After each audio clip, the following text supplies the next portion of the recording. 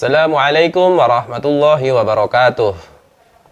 Kita masih jumpa lagi di dalam kegiatan Fikreatif Membaca. Kita masih membaca buku Profil Keluarga 30 Sahabat Nabi Shallallahu Alaihi Wasallam yang dijamin masuk surga, yang ditulis oleh Syekh Dr. Jasim Muhammad Badar. Kemarin kita telah membacakan profil keluarga Hasan bin Ali radhiyallahu taala anhuma. Sekarang kita akan lanjutkan pada profil keluarga atau profil singkat sahabat Nabi yang dijamin masuk surga berikutnya, yaitu sahabat Husain bin Ali radhiyallahu taala anhuma.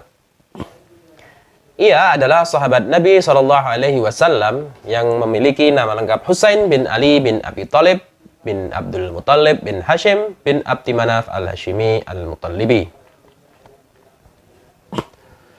Ia lahir pada tanggal 5 bulan Sya'ban tahun keempat dari Hijriah di Madinah Al-Munawwarah.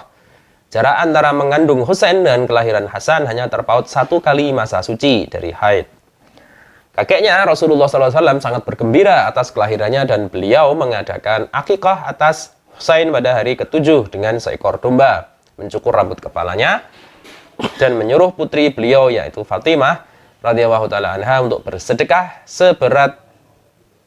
perak seberat rambutnya, sebagaimana yang beliau lakukan kepada kakaknya yaitu Hasan.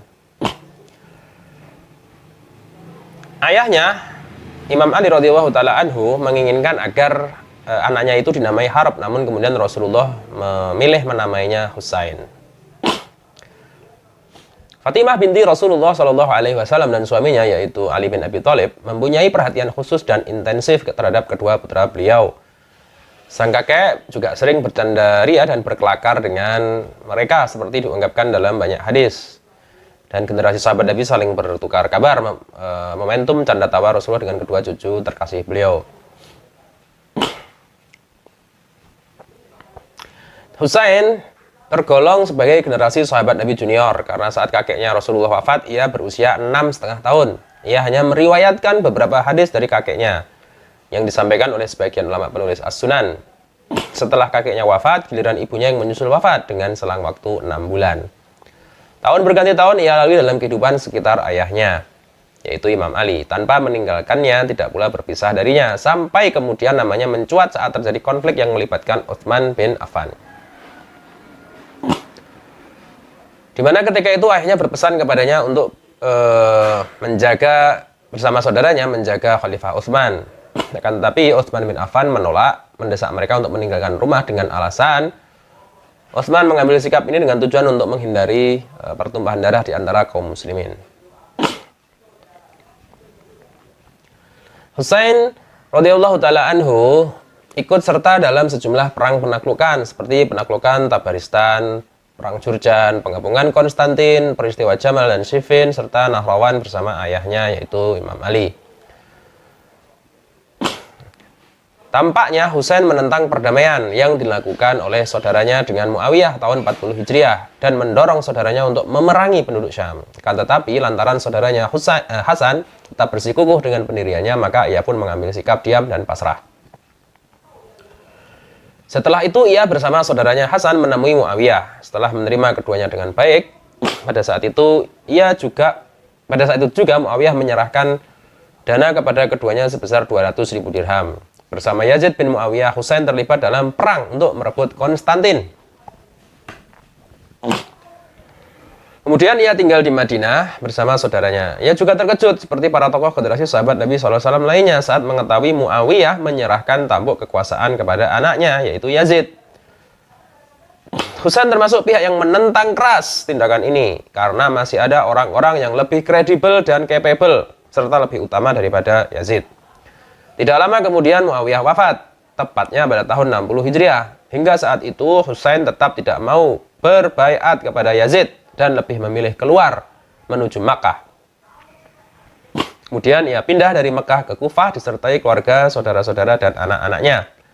Setelah sebelumnya ribuan penduduknya mengirim surat kepadanya yang berisi, "Datanglah karena kami tidak mempunyai penguasa yang adil dan kami sangat membutuhkan imam yang dapat kami jadikan sebagai panutan."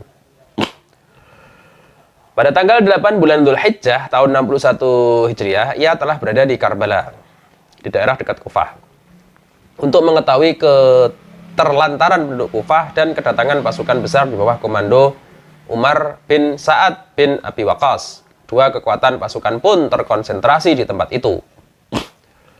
Pada hari ke-10 bulan Muharram tahun 61 Hijriah, terjadilah peristiwa Karbala yang memilukan dan menelan korban jiwa termasuk Husain radhiyallahu ta'ala anhu beserta anak-anaknya dan kerabatnya. Tidak ada yang selamat dari pembunuhan selain Ali Zainul Abidin, putra Husain yang kemudian dapat menjaga keturunan ayahnya sepeninggalnya.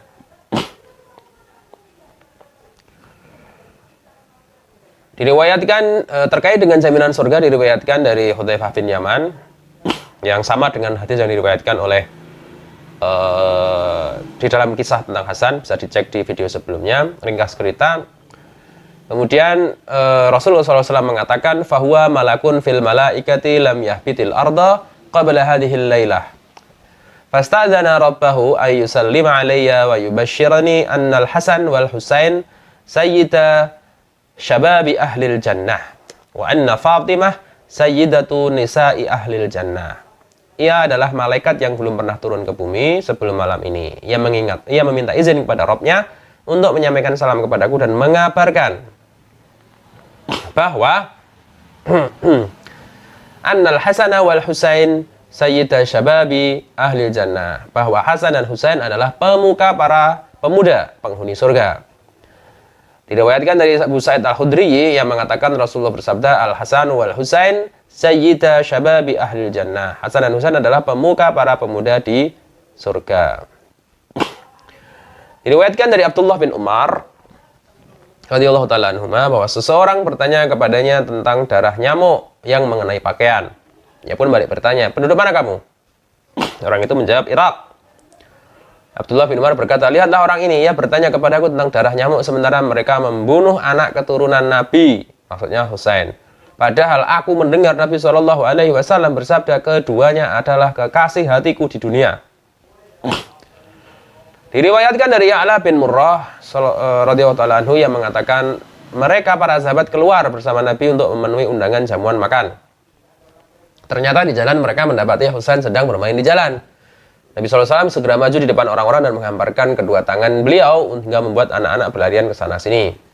Nabi SAW berusaha membuat Hasan tertawa, kemudian menggendongnya dengan posisi satu tangan beliau di bawah dagunya, sementara tangan yang lain di bagian atas kepala beliau. Beliau menciumi dan bersabda, Husain minni wa ana min Husain. Ahabballahu man ahabba Husainan. Wa Husain sibtu minal asbab.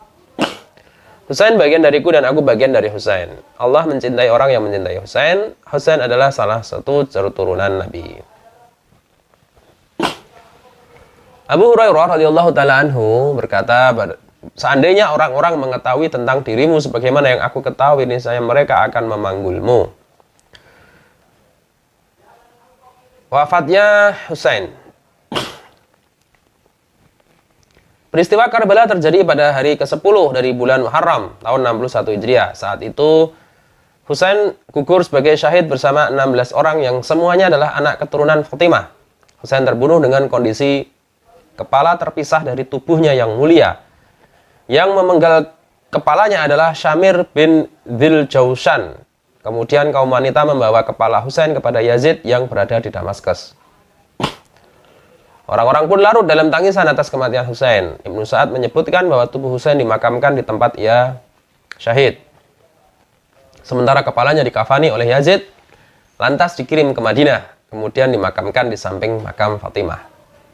Dalam riwayat yang sahih dari Ibrahim An-Nakhai, dinyatakan bahwa ia berkata, seandainya aku berada di pihak yang memerangi Husain, kemudian aku dimasukkan ke surga, niscaya aku malu untuk memandang wajah Rasulullah. Husain terbunuh dalam usia 57 tahun. Semoga rahmat Allah senantiasa tercurahkan kepadanya. Imam Husain menikah dengan sejumlah istri, antara lain yang pertama Laila binti Abi Urwah bin Mas'ud Ats-Tsaqafi. Dari sini lahir anaknya yang bernama Ali Al-Akbar. Kemudian ada Rabab binti Imri Al-Qais. Dari sini ia ada anaknya yang bernama Sakinah, Muhammad dan Abdullah. Kemudian Ummu Ishaq binti Talhah bin Ubaidillah. Dari sini ia memiliki anak bernama Fatimah. Kemudian seorang wanita dari Qudha'ah, dari pernikahan ini ia mempunyai anak bernama Ja'far. Kemudian terakhir Ummu Walad atau budak bernama Ghazalah. Ia mempunyai anak darinya bernama Ali Al-Asghar, yaitu Yainul Abidin. Demikian pembacaan profil singkat tentang Husain radhiyallahu taala anhu.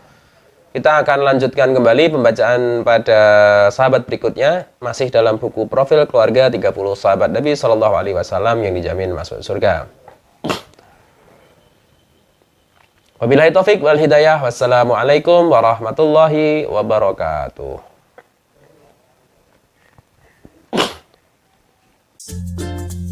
Stay tune di channel ini dan jangan lupa subscribe serta nyalakan loncengnya.